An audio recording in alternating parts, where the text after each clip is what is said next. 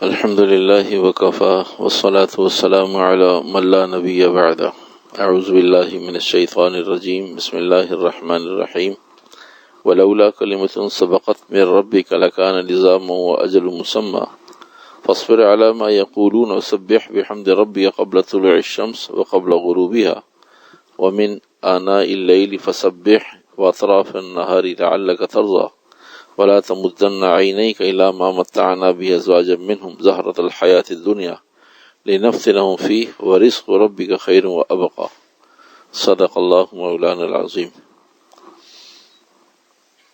سورہ طٰہٰ 16واں سپارہ 129، 30 اور 31 نمبر 3 آیات.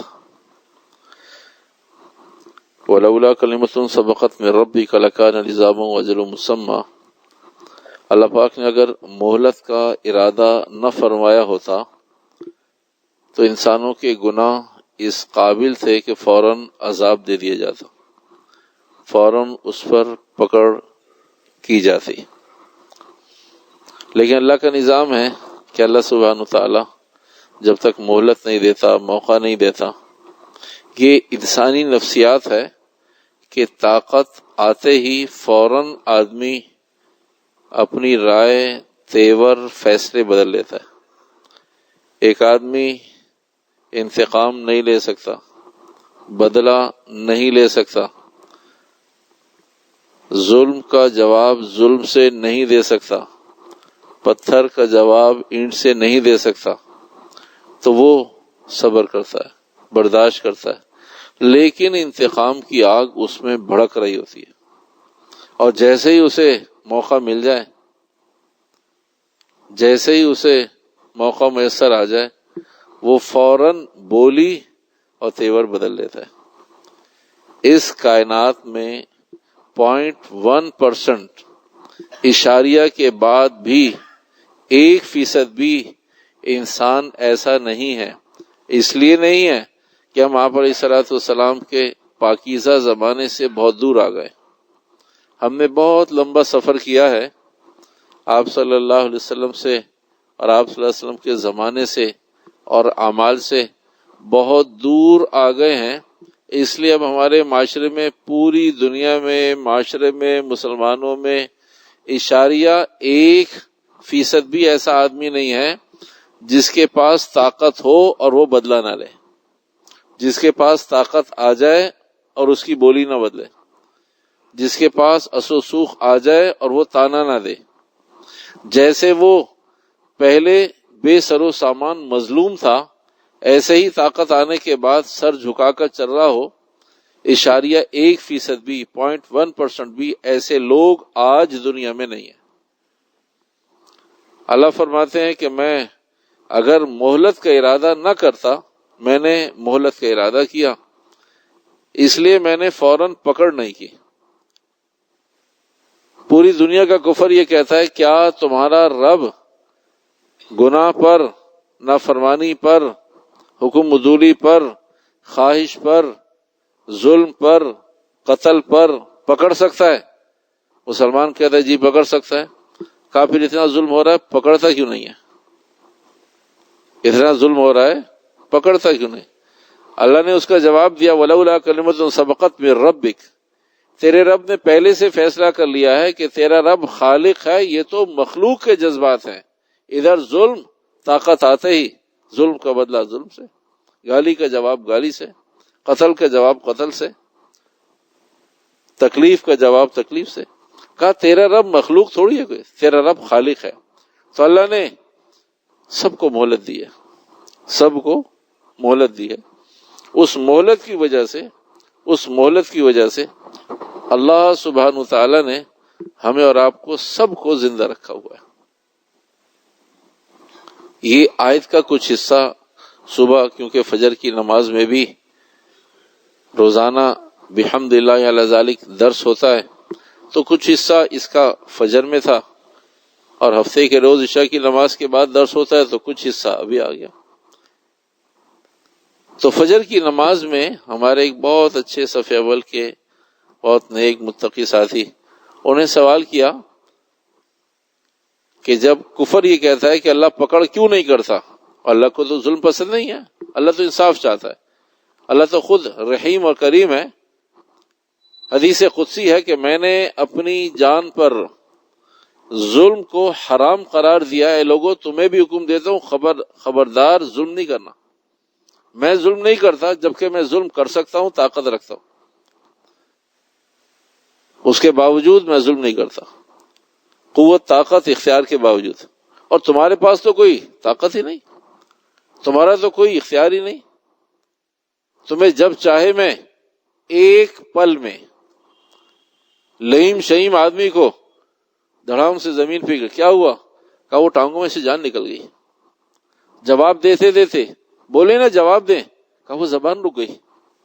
کہا سن رہے میں کیا کہہ رہا ہوں؟ کہا ابھی تک تو سن رہا تھا، اب آواز ہی نہیں آ رہی۔ کھڑا آدمی بیٹھا آدمی، کیا ہو گیا ہے؟ ہاتھ کیوں آگے کر دیے؟ کہا مجھے نظر نہیں آ رہا۔ ایک لمحے میں ایسی طاقت رکھنے والا رب جو ایک لمحے میں چیزوں کو غائب کر دے، وہ کہتا ہے میں ظلم نہیں کرتا۔ اور ایسا کمزور ضعیف آدمی کہ جسے خود نہیں معلوم کہ یہ آنکھیں بند کر رہا ہے، اللہم باسمک اموت واحیا، الحمدللہ الذی احیانا ہوگا یا نہیں ہوگا؟ رات کو بہت تیاری کے ساتھ الارم لگا کر تیار سوتا ہے، روزانہ مرتا ہے، روزانہ اللہ اسے زندگی دیتا ہے، روزانہ جیتا ہے، روزانہ مرتا ہے، جسے اپنی آنکھ کے کھولنے کی قدرت نہیں ہے۔ روزانہ دنیا میں ہزاروں لوگ ایسے مرتے ہیں کہ جو رات کو سوتے ہیں، پھر وہ سوئے پڑے رہ جاتے ہیں، پھر وہ صبح نہیں اٹھتے۔ روزانہ ہزاروں لوگ ایسے مرتے ہیں۔ کہا ابھی 10 منٹ پہلے تو میری بات ہوئی ہے فون پہ، کہا ابھی تھوڑی دیر پہلے تم کھانا ساتھ کھا رہے تھے، بس میں اٹھ کر یہاں آیا، کہا ان کا انتقال ہو گیا۔ روزانہ ہزاروں انتقال ایسے ہوتے ہیں کہ پہلی خبر پر آدمی انکار کرتا ہے، آپ مذاق کر رہے ہیں، جھوٹ بول رہے ہیں۔ کہا اتنا صحت مند آدمی، اتنا صحت کا خیال رکھنے والا آدمی، اتنا غذا کے بارے میں حساس آدمی، آپ کیسی باتیں کر رہے ہیں؟ کہا میں صحیح کہہ رہا ہوں۔ کہا مذاق تو نہیں کر رہے؟ نہیں مذاق تو نہیں کر رہا۔ کہا پھر ایسا تو نہیں کہ آپ بعد میں کہیں گے میں تمہیں چیک کر رہا تھا؟ کہا نہیں بھائی، میں آپ کو بتا رہا ہوں انتقال ہو گئے اور جنازے کا بعد میں بتائیں گے۔ تو آدمی پہلی دوسری خبر پر، پہلے دوسرے فون پر، پہلے دوسرے آدمی پر اعتقاد نہیں کرتا۔ کیسا کیسے ہو گیا؟ بھائی ہو گیا۔ ایسا کمزور بندہ اور ایسا طاقتور رب، کیا اس کے باوجود میں ظلم نہیں کرتا؟ تم بھی نہیں کرو ظلم۔ تو آج فجر میں ایک صاحب نے سوال کیا اس آیت کے مضمون کے بعد کہ بھائی اتنا ظلم ہو رہا ہے، اللہ پکڑ تو کر سکتا ہے نا؟ کیا کر سکتا ہے؟ کہ اللہ کی طاقت ہے، اللہ کی طاقت ہے، تو اتنے ظلم کو اللہ کیوں برداشت کر رہا ہے؟ اللہ نے فوراً پکڑ کیوں نہیں کی؟ اللہ نے فوراً پکڑ کیوں نہیں کی؟ ہم نے ان سے عرض کیا جیسے آج تک میں اور آپ بچے ہوئے ہیں، میری اور آپ کی بھی تو پکڑ نہیں نا، کتنے گناہ ہیں۔ کیا ہم ان کے بارے میں سوچتے ہیں؟ تو کیا اگر ترازو ایک ہی ہو تو پھر میرے آپ کے، ہم بھی تو بچے ہوئے ہیں اتنے عرصے سے، ہم سب بھی تو اللہ کو راضی کرنے والے لوگ تھوڑی ہیں۔ ہر آدمی کو معلوم ہے کہ میری جھولی میں، میرے دامن میں کیا کچھ ہے، کوئی بھی نہیں جانتا سوائے اللہ کے، لیکن ہم سب جانتے ہیں ہمارے دامن میں کیا ہے۔ تو ہم بچے ہوئے نا آج تک۔ تو اللہ کا نظام ہے، بندے ہونے میں مسلمان اور سور کھانے والا، مسلمان اور شراب پینے والا، مسلمان اور دن میں کئی دفعہ زنا کرنے والا، انسان ہونے میں دونوں برابر ہے۔ وہ بھی اللہ کا بندہ ہے، یہ بھی اللہ کا بندہ ہے۔ ایک نافرمان بندہ ہے، ایک فرمانبردار بندہ ہے۔ باپ کی تو دونوں اولادیں ہیں، ایک فرمانبردار اولاد اور ایک نافرمان اولاد۔ نافرمان اولاد کو باپ یہ نہیں کہتا یہ میری نہیں ہے، کہتا یہ بچہ تھوڑا سا مختلف ہے، کہا بہت باغی بچہ ہے، مانتا نہیں ہے، لیکن اس کے باپ کا نام، کہا میرا بچہ ہے۔ بیٹا ہونے سے، ابوت بنوت سے انکار نہیں کرتا، اس کی وضاحت کرتا ہے کہ ہے میرا لیکن نافرمان ہے میری لیکن مانتی نہیں ہے، انکار نہیں کرتا آدمی۔ تو وہ بھی اللہ کا بندہ ہم سب اللہ کے بندے ہیں، تو نافرمان بھی اور فرمانبردار بھی. تو بھائی جیسے ہم آج تک بچے ہوئے تو ہمارا ظلم بڑھتا رہا، اللہ میں مہلت دیتا رہا. آج کسی اور کا ظلم بڑھنے لگا، اللہ نے مہلت دی. تو یہ مہلت اللہ کا خاصہ ہے. یہ مخلوق کا وتیرہ ہے کہ مخلوق فوراً طاقت آتے ہی، اللہ فرماتے ہیں میرے پاس طاقت آنے کا نظام ہی نہیں ہے کہ بھئی میرے پاس طاقت آئے گی، میرے پاس تو پہلے سے طاقت موجود ہے. اس کے باوجود میں ظلم نہیں کرتا. تو اللہ فرماتے ہیں ہم مہلت دیتے ہیں.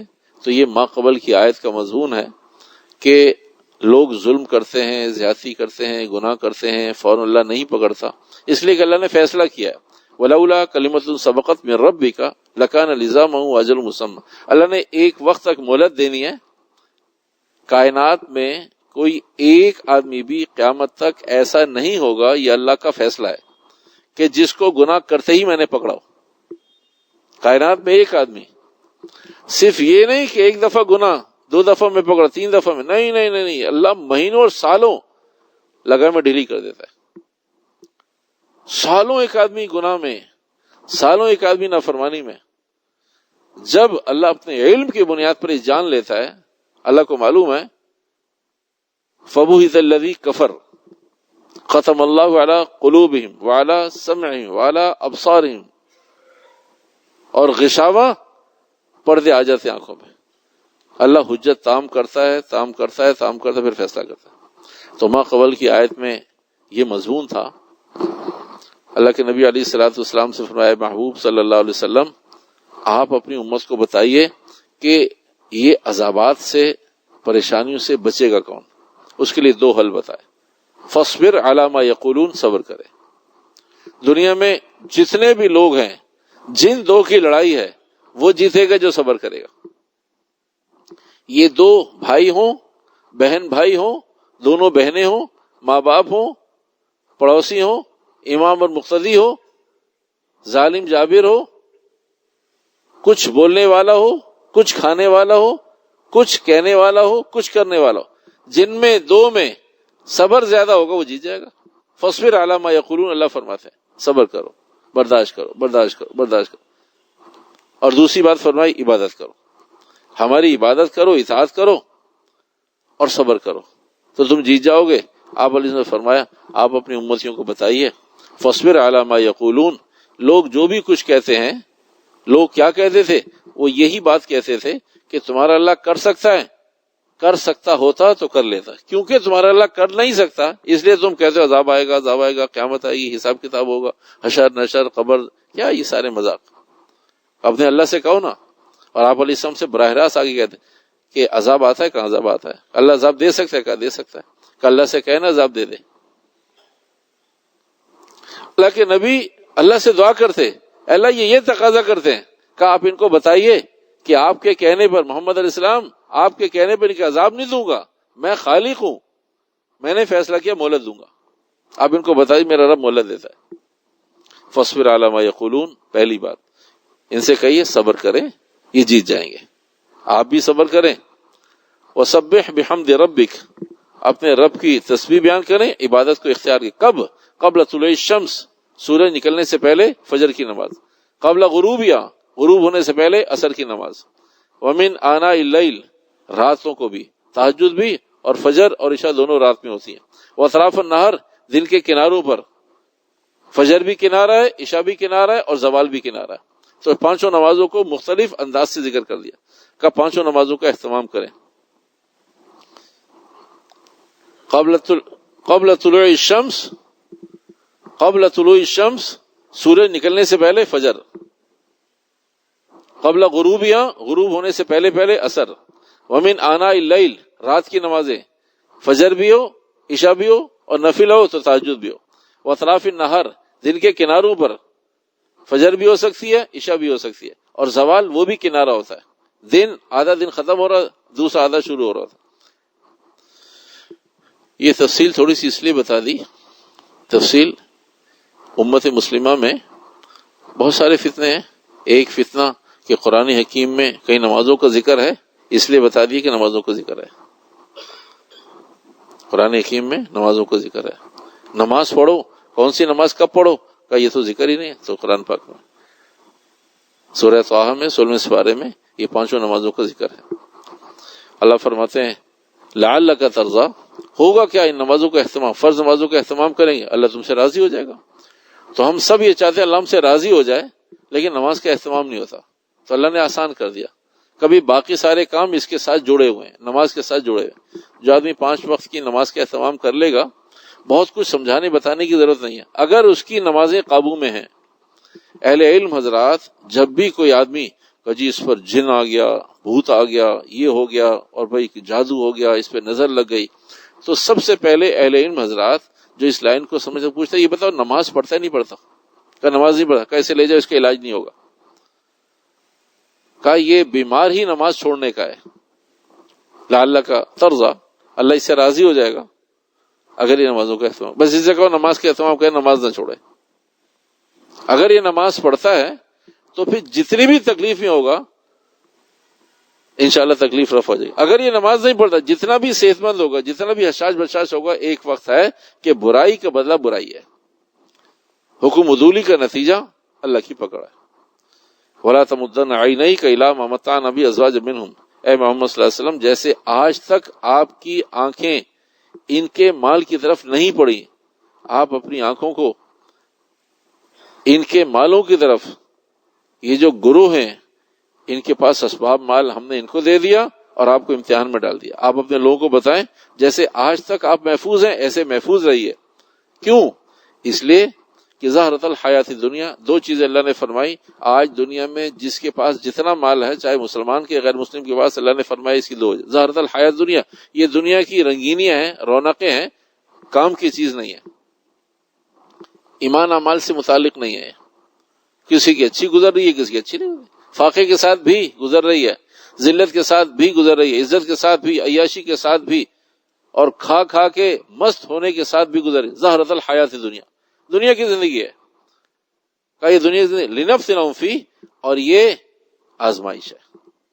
جس کے پاس جتنی ہے اتنی آزمائش ہے. جس کے پاس کم ہے کم آزمائش ہے، زیادہ ہے زیادہ آزمائش ہے. حدیث مبارکہ میں آتا ہے نا، بہت دفعہ اثر کی بات حدیث گزری، جو آدمی دنیا میں تھوڑے مال پر راضی ہو جائے گا، قیامت کی اللہ اسے تھوڑے اعمال پر راضی ہو جائے گا. جو آدمی مال زیادہ مانگے گا اللہ اسے اعمال زیادہ مانگے گا. جب یہ حدیث مبارکہ آئے گی اور اللہ پاک فرمائیں گے بھائی جس کے پاس تھوڑا مال تھا اور وہ راضی بھی تھا، اعلان ہوگا جس کو میں نے تھوڑا سا مال دیا تھا اس کی ضروریات پوری نہیں ہو رہی تھی، حرام کی طرف وہ نہیں جاتا تھا، وہ روزانہ پستا تھا، روزانہ گھٹ گھٹ کے مرتا تھا، روزانہ جیتا روزانہ مرتا، اس لیے کہ حرام کی طرف جاتا نہیں تھا، حرام کی طرف جاتا نہیں تھا.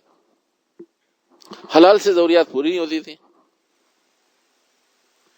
تو فاقے میں زندگی گزارتا تھا، تکلیفوں میں زندگی گزارتا. تو اللہ فرمائے یہ کون آدمی جس کو میں نے تھوڑا مال دیا تھا اور وہ راضی بھی تھا. تھوڑے مال والے بہت ہوں گے، تھوڑے مال پر راضی ہونے والے کوئی نہیں ہوگا. تھوڑے مال والے بہت ہوں گے، کروڑوں میں ہوں گے، اربوں میں ہوں گے، پتہ نہیں کتنی تعداد ہوگی. تھوڑے مال والے آ جاؤ بھائی. اب تھوڑے مال والوں میں اعلان ہوگا بھائی راضی، تو کوئی ایک آدمی بھی یہ نہیں کہے کہ میں راضی تھا. تو اللہ خود چناؤ کریں گے، ان کا انتخاب کریں گے کہ بھئی یہ چند لوگ تھے جو تھوڑے مال پر راضی تھے. تو اللہ فرمائیں گے تم سے اعمال کا سوال نہیں ہے، تم جاؤ جنت میں. اس وقت لوگ نعرہ لگائیں گے، شور کریں گے اللہ ہمیں بھی دنیا میں کچھ نہ دیتا تو، اللہ ہمیں بھی دنیا میں کچھ نہ دیتا تو. اللہ کہتے کبھی دنیا میں تم نے کہا تھا مجھ سے، یہ تو تم اب عین الیقین دیکھنے کے بعد کہ اللہ ہمیں کچھ نہ دیتا. اسی طرح بہت سارے لوگ دیکھیں گے کہ ان کو بے حد و حساب دیا جا رہا ہے، بے حد و حساب دیا جا رہا ہے. اللہ یہ کون لوگ ہیں؟ یہ کہہ رہے اللہ بس، فرشتے کہتے نہیں، اللہ نے کہا اور دو. اللہ ہم کہاں رکھیں، کہاں سنبھالیں، اتنا ہماری ضرورت نہیں. کہا نہیں اور، اللہ نے کہا اور دو، اسے اور دو اور دو. پھر لوگ پوچھیں گے کہ بھئی یہ کون لوگ کون ہیں جنہیں اتنا دیا جا رہا ہے، یہ منع کر رہے ہیں اور فرشتے دیے چلے جا رہے ہیں. کہا یہ وہ لوگ ہیں، یہ وہ لوگ ہیں جن کی دنیا میں دعائیں قبول نہیں ہوتی، یہ مانگتے تھے قبول نہیں ہوتی تھی، تو وہاں پھر لوگ نعرہ لگائیں گے اے اللہ ہماری بھی ایک بھی قبول نہ ہوتی، اللہ تم نے ہماری قبول کیوں کی؟ اللہ فرمایا اب تو تم اسے دیکھ کر کہتے ہو قبول نہ ہو، ورنہ تم وہاں ساری زندگی تم یہ کہتے رہے ہماری دعائیں قبول نہیں ہوتی، ہماری دعائیں قبول نہیں ہوتی۔ تو آدمی دونوں ہاتھوں میں لڈو رکھنا چاہتا ہے کہ یہاں کہتا ہے قبول نہیں ہوئی، اللہ مانتا نہیں ہماری، سنتا نہیں ہماری، قبول نہیں ہوتی، اور وہاں کہتا ہے اللہ ایک بھی قبول نہیں ہوتی، اس لیے کہ اتنا مل رہا ہے۔ تو اللہ فرماتے ہیں یہ لنفتنہم فی یہ آزمائش ہے، جس کے پاس جتنی ہے اتنی آزمائش ہے، لنفتنہم فی جس کے پاس جتنی ہے اتنی آزمائش ہے۔ پھر آپ علیہ الصلوۃ والسلام کو اور آپ علیہ السلام کے ذریعے امت مسلمہ کو بتایا وَرِزْقُ رَبِّكَ خَيْرٌ وَأَبْقَىٰ، دیکھو جو تمہارے پاس ہے نا یہ خالص اللہ کی جانب سے برکتوں والا رزق ہے اور باقی رہنے والا ہے۔ اللہ یہ کیا چیزیں ہیں جنہیں آپ کہتے ہیں کہ اللہ کی جانب سے ہے اور باقی رہنے والا بھی ہے؟ اللہ کی جانب سے بھی ہو اور باقی رہنے والا بھی ہو، یہ دو خصوصیات، یہ کون سا رزق کا جو میں نے تمہیں دین دیا ہے نا یہ اللہ کی طرف سے۔ ابھی آدمی نہیں مانتا، نمازی نہیں مانتا میں کتنی بڑی حکومت میں ہوں، میرے پاس کتنی بڑی طاقت ہے، مجھے اللہ نے سر جھکانے کی توفیق دیا، مجھے اللہ نے سر جھکانے کی توفیق دی۔ ایک کرائٹیریا بتاتا ہوں، اللہ کرے سمجھ میں آ جائے۔ اللہ کا طرف سے رزق، یہ دین اللہ کا رزق ہے۔ رزق کھانے والی چیزوں کو نہیں کہتے، اللہ کی طرف سے ہر آنے والی چیز کو رزق کہتے ہیں، اس لیے کہ وہ رازق ہے، اس نے ہمیں بہت ساری چیزیں دی ہیں، ہم کیونکہ کھانے کو رزق سمجھتے ہیں، اس لیے جو چیز اللہ نے ہمیں عطا فرمائی وہ سب رزق میں شامل و داخل ہے۔ مما رزقناہم ينفقون، خرچ کرو، تو جس کے پاس جو ہے وہ خرچ کرے۔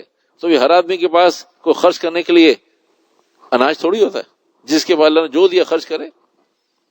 مما رزقناہم ينفقون، تو اللہ نے آج ہمیں نماز کی توفیق دی، ہمارا سینہ خوشی سے پھولتا نہیں ہے، ہمیں خوشی نہیں ہوتی، ہمارا خون نہیں بڑھتا۔ ایک کرائٹیریا بتاتا ہوں، اللہ کرے سمجھ میں آ جائے۔ جس معاشرے میں ہم رہتے ہیں مثالیں بھی وہیں کی سمجھ میں آتی ہیں، جس زندگی میں ہم چل رہے ہیں اس سے زیادہ ہمیں اوپر نہ سوچنے کو سمجھنا آتا ہے نہ دل قبول کرتا۔ بہت اعلیٰ درجے کا ایک 5 اسٹار ہوٹل ہو، لائنیں لگی ہوئی ہوں، لوگ زرق برق لباس میں، بڑے بڑے موبائلوں میں، ہاتھوں میں بڑی بڑی چابیاں، ان کو تمثیل دے رہا ہوں، واقعہ نہیں، تمثیل دے رہا ہوں مثال کے طور پر، خدام ہوں، گارڈ ہوں، اور ایک لائن لگی ہوئی ہو، رش لگا ہوا، ہزاروں لوگ وہاں موجود ہوں، ہر آدمی ایسا کہ آدمی کا دم نکلے، ہر آدمی ایسا، اس میں سے کوئی آدمی ہائٹ پہ کھڑا ہو کے بھائی آپ آ جائیں، کیا خیال ہے آدمی کیسے چل کے آئے گا؟ اتنے بڑے مجمع میں جہاں ملک کے بڑے بڑے مگرمچھ آئے ہوئے ہوں، اور جن کی وضاقتہ سے، ان کی سواریوں سے، ان کے اٹھان سے، اور ان کے سونے اور چاندی میں لدے ہوئے ہونے سے لوگ اپنی لائنوں میں کھڑے ہیں،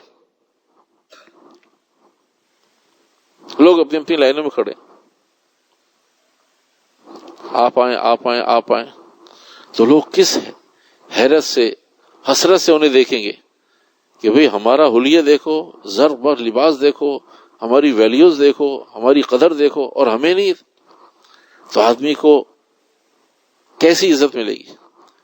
یہ تو خالی ایک تمثیل ہے، فار ایگزامپل ہے، نسبتاً اس سے کروڑ ہر درجہ روزانہ اللہ سبحانہ وتعالیٰ کروڑوں لوگوں میں سے کہتا ہے تم آ جاؤ، محلے میں سے تم آ جاؤ۔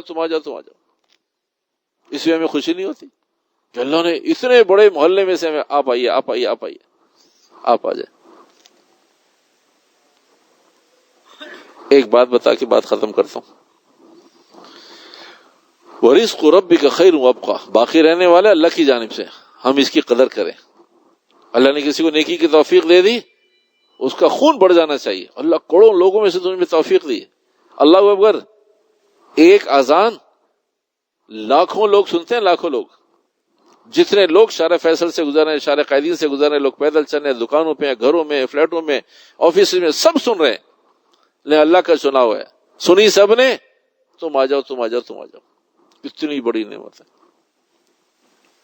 آخری بات یہ, سندھ کے ایک وزیر اعلیٰ گزرے ہیں, غوث علی شاہ. اس زمانے میں سعودی عرب کے عبداللہ بن سبیل, اب مجھے صحیح یاد نہیں ہے, بہرحال اس زمانے میں کوئی سعودی عرب کے بڑے مفتی صاحب تشریف لائے. پتہ نہیں اس وقت کے وہ امام تھے, ہم بھی بہت چھوٹے تھے. تو اس وقت کے وہ امام آئے اور کراچی کے 5 اسٹار ہوٹل میں, تاج محل میں, تو بہت سلیکٹڈ لوگ, VVIPs لوگ, اس لیے کہ تو پوری حکومت کتنے لاکھوں لوگ اکٹھے ہو جائیں بھی, تو بہت سلیکٹڈ لوگوں کا چناؤ ہوا اور کتنی میٹنگز میں طے کیا بھی انہیں کو بلانا ہے.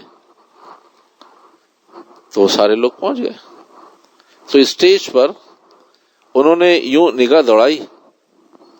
اس وقت کے حرم کے امام تھے, کون تھے یا مجھے یہ صحیح اندازہ نہیں ہے, یاد نہیں ہے. تو انہیں اسٹیج سے نگاہ دوڑائی اور بہت دور 2 جوان, گھنی داڑیاں, لمبے لہیم شہیم, پگڑیاں باندھی ہوئی, شلوار قمیص پہنا ہوا اور ٹخنے سے ان کے شلواریں ازار اونچی. تو 2 جوان کھڑے تھے, کہا انہیں بلاؤ. اب ساری مینجمنٹ پریشان کہ بھئی یہ انہیں حوصلہ افزائی کے لیے بلا رہے ہیں یا انہیں گیٹ آؤٹ کر دیں گے, کہ کیا طریقہ ہے, کون ہو تم. تو خیر وہ قریب آئے تو ان گیسٹ نے ان سے انتظامیہ سے کہا انہیں میرے ساتھ بٹھاؤ یہاں پر. اس میں سے ایک غوث علی شاہ کا بیٹا تھا اور ایک اس کا دوست تھا. اس وقت بلا مبالغہ, یہ کس سن کی بات ہوگی, غوث علی شاہ جس زمانے میں وزیر اعلیٰ تھے, 84-85. یہ پیسے کا, کرنسی کا بیڑا غرق تو آج ہوا ہے نا, اس وقت تو بہرحال پھر بھی ایک حیثیت تھی پاکستانی روپے کی. تو اس وقت لوگوں نے وہاں موجود 1.5-2 لاکھ روپے کے سوٹ پہنے ہوئے تھے اور پورا مجمع 3 پیس میں ملبوس تھا. خود غوث علی شاہ بھی, کوئی ان 2 آدمیوں کے علاوہ قمیص شلوار میں کوئی نہیں تھا. لیکن کیونکہ غوث علی شاہ ان کا بیٹا اور بیٹے کا دوست تھا, اس لیے انہیں الاؤ کر دیا کہ تم قمیص شلوار میں آ جاؤ, ورنہ قمیص شلوار میں کیا تعلق. پورا ہال سوٹڈ بوٹڈ لوگوں کے ساتھ, اور کم از کم 1.5-2 لاکھ روپے کا تو آدمی نے سوٹ پہنا ہوا تھا کہ بھئی یہ سعودی عرب کے پتہ نہیں امام ہے کون ہے, مفتی صاحب ہے کون ہے. تو ان دونوں جوانوں کو بلایا, کہا میرے ساتھ یہاں بیٹھو. تو ترجمان تھے, انہیں عربی نہیں آتی تھی, اردو نہیں آتی. کہا یہ دونوں کون ہیں. غوث علی شاہ بھی اسٹیج پہ تھے. کہا ایک میرا بیٹا ہے اور ایک اس کا دوست ہے. ایک میرا بیٹا, ایک اس کا دوست. تو کہا میں نے انہیں اس لیے بلایا, اس پورے ہال میں مجھے یہ 2 جوان اچھے لگے. یہ تو وہ نہیں کہہ سکتے تھے اس پورے ہال میں مجھے 2 مسلمان نظر آئے, اس لیے کہ پاکستان کے مہمان تھے وہ. یہ کہنا تو شاید ان کے لیے بھی ممکن نہیں تھا کہ پورے مجمع میں پاکستان کے VVIPs میں مجھے 2 مسلمان نظر آئے. کہا یہ 2 مجھے جوان اچھے لگے, اس لیے میرا جی چاہا. سنت لباس میں ہے, پگڑیاں باندھی ہوئی, گھنی جوان, دونوں کڑیل جوان, کالی داڑیاں, گھنی داڑیاں, قمیص شلوار پہن. کہا میں حیران تھا کہ اس مجمع میں یہ 2, اس وقت ان میں سے بہت سارے لوگوں نے کہا کاش ہم بھی کرتا شلوار پہن کے آ جاتے, کاش ہم بھی کرتا شلوار پہن کے آ جاتے. تو میرے بھائیو, ان آنکھوں سے دیکھنے کے بعد فیصلہ, اب تو عین الیقین کے بعد, آنکھوں سے نظر آنے کے بعد پھر غیب تھوڑی رہتا ہے. یہ نظام غیبی تو صرف غیب پر ہے, غیب پر. تو اللہ فرماتے ہیں اے میرے بندو ورزق ربک خیر وابقی, یہ رزق تمہارے رب کی جانب سے. تو جس کے پاس جو نیکی ہے وہ اللہ کی جانب سے. اللہ جب چاہے گا مجھ سے اور آپ سے نیکی چھین لے گا. اللہ کے پاس بندے بہت, بندوں کے پاس اور اللہ نہیں ہے کوئی. جس کو چاہتا ہے نماز کی توفیق دے, جب تک چاہتا ہے گھما دیتا ہے, جاؤ ہی موش کرو. ہم سب کو کتنے آزار ہوتے ہیں، بے شمار آزار. جب نماز رہ جاتی ہے، چھوٹ جاتی ہے تو آزار پیش کرتے ہیں. وجہ یہ ہوتی ہے کہ بھئی اللہ نے نہیں قبول کیا، نہیں بلایا، اللہ نے اس قابل نہیں سمجھا کہ نماز پڑھو.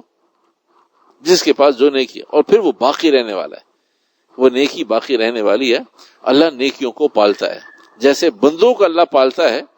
قیامت کے دن ہر آدمی کو کوئی 1000 لاکھ سال 50 لاکھ سال پہلے کہیں دفن ہوا ہوگا، اللہ اپنی قدرت سے اسے اٹھائے گا وہاں سے، پانی میں، فضا میں، غاروں میں. آج آبادیاں ہیں، 1000 سال بعد وہاں آبادیاں نہیں ہوں گی. 1000 سال پہلے جہاں آبادیاں تھیں آج وہاں آبادیاں نہیں ہیں. 1000 سال پہلے بیابان تھے، آج وہاں آبادیاں ہیں. اللہ کو سب معلوم ہے کہ اس کو کہاں دفن کیا ہے، آج کون سی جگہ پر قبرستان تھا اور آج قبرستان نہیں ہے، کون سی جگہ 1000 سال بعد قبرستان بن جائے گا.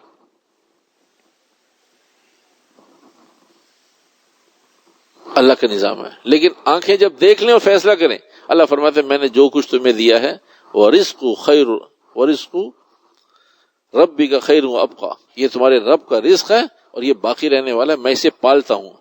جب تمہیں دینے کا وقت آئے گا تو میں تمہیں یاد دلاؤں گا، تمہارے سامنے تمہاری نیکی پیش کروں گا، تم مانو گے نہیں، پھر میں پچھلی ساری چیزوں کو دہراؤں گا، پھر میں تمہیں ساری چیزیں یاد دلاؤں گا. اے میرے بندے یہ تیرا نہیں کیا، تیری نیکی ہے، تیرا عمل ہے. قیامت میں بہت سارے لوگ مانیں گے نہیں، اللہ ہماری نیکی ہے ہی نہیں، ہم نے کی نہیں. اللہ میں اختیار ہے کہ بس ہم آپ کے سامنے بول ہماری نیکی نہیں ہے. اللہ کہیں گے میں خالق ہوں، یہ تمہاری نیکی ہے، یعنی اللہ ہماری نیکی نہیں. پھر اللہ سبحانہ و تعالیٰ ساری چیزوں کو پیچھے گھمائیں گے ریورس میں. دیکھو یہ وقت تھا، اتنے لاکھ سال پہلے تم دنیا میں تھے، تم یہاں تھے، تو اللہ ساری چیزوں کو تصویری انداز میں دکھائے گا، گھمائے گا. پھر بندے مانیں گے اے میرے بندے میں خالق ہوں، میری قدرت میں ہے. تو اللہ فرماتا ہے یہ رزق باقی رہنے والا ہے. اللہ سبحانہ و تعالیٰ یقین بھی اور عمل کی بھی توفیق عطا فرمائے. الحمد